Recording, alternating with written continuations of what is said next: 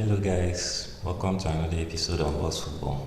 This morning we'll be looking at the Thomas Partey situation. If we sell Thomas Partey or we can't even sell him, if Partey leaves on free transfer this window, what do we do? How do we replace Partey? There have been mentions of Lucien Agome from Sevilla. There have been mentions of Odegaard and some other players. So let's start with some background information. Let's assume that Partey signs a new contract. Even if he signs a new contract, it's obvious that this season Partey will be a bit back player. Yes, he's not likely to play 52 matches like he did last season because of the coming of Zubimendi. It's my understanding that Zubimendi will be the starting number 6 for Arsenal. Jorginho to close out games or coming in when we are playing against tough oppositions and we need to control the midfield. Zubimendi is injured, so having that in mind, should we offer Partey what he's asking for, maybe extra £50,000 or so on his salary? Let's assume we pay Partey the £250,000 that he's asking for. That will amount to 12 million per year and 24 million in the next 2 years for a 32-year-old.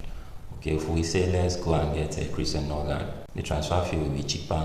His wage demand obviously will be cheaper. He will be excited to play for Arsenal. But then, will Christian Odegaard, who is a good player anyway, he's quite a good player, will he be able to replicate the things that Thomas Partey do in that midfield? Will he be able to offer the same quality? I doubt that. So, if it's okay, let's get Lucien Agome from Sevilla, he's been highly rated, and but he's our priority this time. I believe we need Partey's experience in the team, but then are we going to be able to convince him in the remaining days before the end of June when his contract expires? Another option is letting Partey go, moving Luis Kelly to the midfield, and then signing Darren Hato from Ajax to play as a left centre back and then a left back, competing with Calafiori for that role. So if you ask me, all those options are available.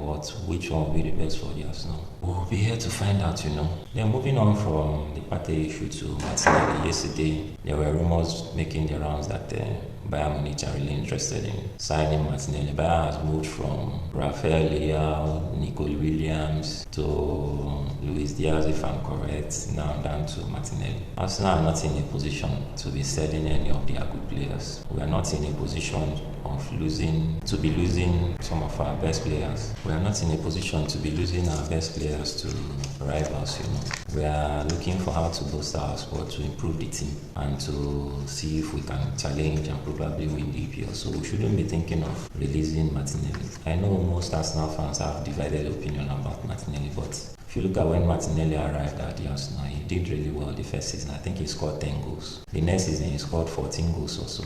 So if you look at Martinelli critically, I don't think he's a bad player.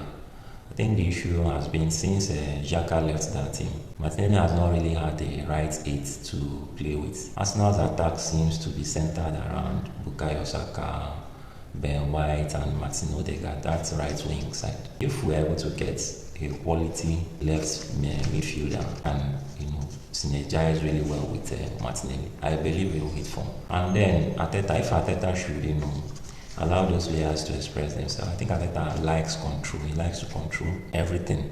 He doesn't like players taking too many risks.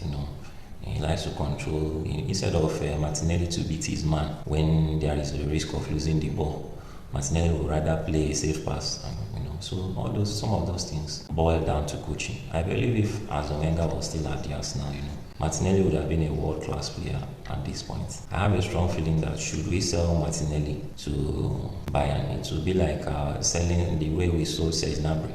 It will be something that we'll regret down the line. So I don't advocate for that. Instead, we should sell. I know Trossard, he can come clutch sometimes, but Trossard is a player who blows hot and cold. Today he's a world beater, the next day is as if he plays when he wants to and he's getting off pitch. So if there's any player in that forward line that we should cash in on, probably it should be Trossard and not Martinelli. Still has time to improve. There is still a higher ceiling. So we should be looking to get Rodrigo, a higher quality left winger that will compete with Martinelli and not selling Martinelli. So once again, thank you for watching Boss Football. Subscribe, like our videos.